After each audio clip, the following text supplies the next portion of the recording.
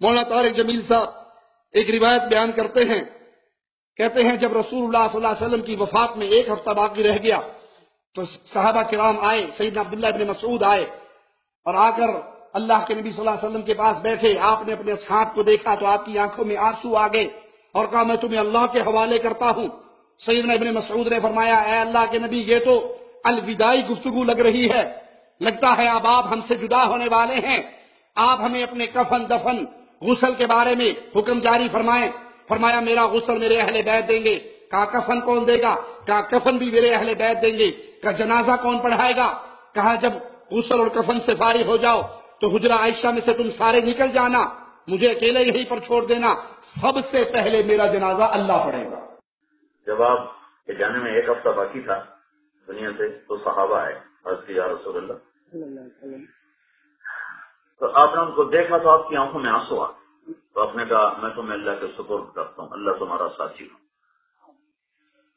تو عبداللہ بن مسعود نے پوچھا کہ یا رسول اللہ یہ تو باتیں رخصتی کی ہیں، جیسے جانے کا وقت قریب آ چکا ہے، تو آپ کو غسل کون دے گا؟ کہا میرے اہل بیت مجھے غسل دے. آپ کو کفن کون دے گا؟ کہ میرے اہل بیت مجھے کفن دے. آپ کو قبر میں کون اتارے گا؟ کہ میرے اہل بیت مجھے اتارے. آپ کا جنازہ کون پڑھے گا؟ اس پر آپ کی آنکھوں میں آنسو آ گئے. یہ حجرہ عائشہ بتا رہا ہوں، یہ حجرہ عائشہ، اما عائشہ کا حجرہ کیا حجرہ ہے. تو آپ کی آنکھوں میں آنسو آ گئے. تو آپ نے کہا تمہارے نبی کا جنازہ ایسے نہیں جیسے ہمارے ہوتے ہیں، ابھی بتانے لگا. تو آپ نے کہا جب تم مجھے غسل دے دینا تو تم سارے باہر نکل جانا، سب سے پہلے اللہ میرا جنازہ پڑھے گا. حجرہ عائشہ وہ ہے جہاں اللہ تعالیٰ مکان اللہ زمان ہے، لہٰذا اس کا جنازہ پڑھنا وہ جانے اور اس کا رسول جانے. میں تو تمہیں خبر صحیح سنا رہا ہوں. کہا کہ سب سے پہلے میرا اللہ جنازہ پڑھے گا، اس کے بعد جبریل اور میکائیل اور اسرافیل اور عرش کے فرشتے مقرب وہ آئیں گے اور میرا جنازہ پڑھیں گے. پھر 7 آسمان کے فرشتے اتریں گے اور میرا جنازہ پڑھیں گے. اس کے بعد پھر تم پہلے مرد آنا، چارپائی کے ساتھ کھڑے ہو کر میرے لیے دعا کرنا، اللہ اکبر. نماز کی نیت یہ نہیں ہوا. پھر جب مرد ختم ہو جائیں تو عورتیں آنا، جب عورتیں ختم ہو جائیں تو بچے آنا، جب بچے ختم ہو جائیں تو تمہارے نوکر ملازم غلام آئیں گے. پھر اس کے بعد مجھے اللہ کے سپرد کرتے ہیں. یہ ازواج کا مقام بتا رہا ہوں. انا للہ و انا الیہ راجعون، انا للہ و انا الیہ راجعون، انا للہ و انا الیہ راجعون. بھائی یہ کہاں ہے؟ اس کی حقیقت کیا ہے؟ اس کی اصل کیا ہے؟ یہ من گھڑت جھوٹی روایت ہے. لا حول ولا قوة الا باللہ، انا للہ و انا الیہ راجعون. پھر اس کے بعد فرشتے پڑھیں گے، پھر اس کے بعد صحابہ تم آنا، پھر عورتیں آئیں گی، پھر بچے آئیں گے. کیا یہ رسول اللہ صلی اللہ علیہ وسلم کا فرمان ہے یا آپ کی طرف منسوب جھوٹ اور بن گھڑت ہے جو لوگوں نے تلاش کے آپ کے ذمہ لگا دیا؟ ایک اور روایت سناتے ہیں کہ اللہ تعالیٰ نے کائنات کی تخلیق سے 1000 سال پہلے سورۃ یاسین کی تلاوت کی، اور اس میں کیا ہے؟ انک لمن المرسلین. انک قریب کو کہا جاتا ہے جو سامنے کھڑا ہو. تو جب زمین بھی نہیں تھی، آسمان بھی نہیں تھا، کائنات بھی نہیں تھی، اللہ اپنے حبیب کو وجود دے کے اپنے سامنے کھڑا کر کے کہہ رہا تھا تو میرا رسول ہے. اللہ کے حبیب پیدا ہوئے سیدہ آمنہ کے گھر، اور یہاں یہ کہہ رہے ہیں کہ نہیں، کائنات کے وجود سے پہلے، زمین و آسمان کی تخلیق سے پہلے، آدم اور بنو ہاشم کی تخلیق سے پہلے اللہ نے اپنے نبی کو پیدا کر کے اپنے سامنے کھڑا کر لیا. یہ جھوٹ نہیں تو کیا؟ نہیں، زمین آسمان کی پیدائش سے پہلے سورہ یاسین کی تلاوت فرمائی. آپ کی پیدائش تو ہو رہی ہے آج سے 1425 سال پہلے، اور نہ زمین تھی نہ آسمان تھا، ہے نہ عرش تھا نہ فرش تھا، نہ فلک تھا نہ چاند تھا، نہ سورج تھا نہ تارے تھے. ایک اللہ تھا اللہ. جب زمین آسمان نہ ہو تو آدم کہاں سے آئیں گے؟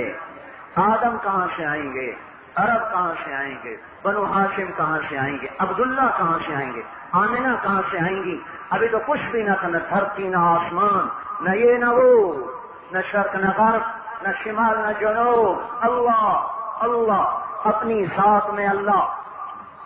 زمین آسمان کے پیدائش سے 1000 سال پہلے اللہ نے کہا یاسین والقرآن الحکیم انک لمن المرسلین. مجھے قسم ہے مجھے قسم ہے قرآن حکیم کی، اے میرے محبوب تو میرا رسول ہے۔ کاف انکا کاف کا لفظ بولا جاتا ہے جب اگلا سامنے بیٹھا ہو۔ تو کا مطلب ہے کسی سامنے سے بات ہو رہی ہے، وہ کا مطلب ہے کسی غائب کے بارے میں بات ہو رہی ہے۔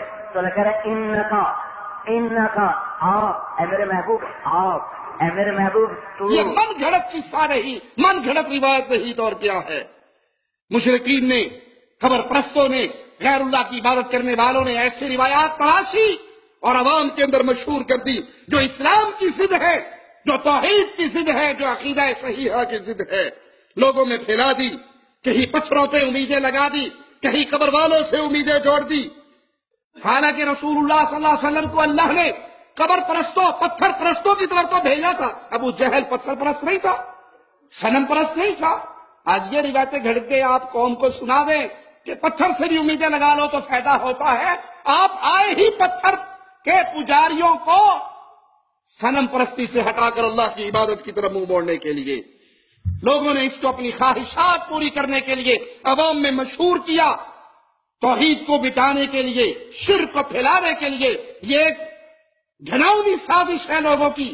اللہ کے لیے شریعت اسلامیہ تم سے ڈیمانڈ کرتی ہے تحقیق کے دامن کو کبھی نہ چھوڑو، اس دین کا علم حاصل کرو، قرآن کا علم حاصل کرو، احادیث رسول صلی اللہ علیہ وسلم کا علم حاصل کرو، اپنی اولاد کو قرآن اور حدیث کا علم سکھاؤ۔ تم مر کے دنیا چھوڑ جاؤ گے، اگر تمہارے بچوں نے قرآن اور حدیث کا علم سیکھا ہوگا، تمہارے مرنے کے بعد تمہارے لیے دعائیں کرتے رہیں گے۔ تمہارے مرنے کے بعد دین اسلام کی جتنی خدمت کریں گے وہ اپنے آپ تمہارے اکاؤنٹ میں ٹرانسفر ہوتا رہے گا۔ آج اپنی آخرت کے لیے کچھ کرو، آج اللہ کی وحدانیت کے لیے غور اور فکر کرو، اس تحریک کو عام کرنے کے لیے اپنی ہر صلاحیت کو استعمال میں لے آؤ۔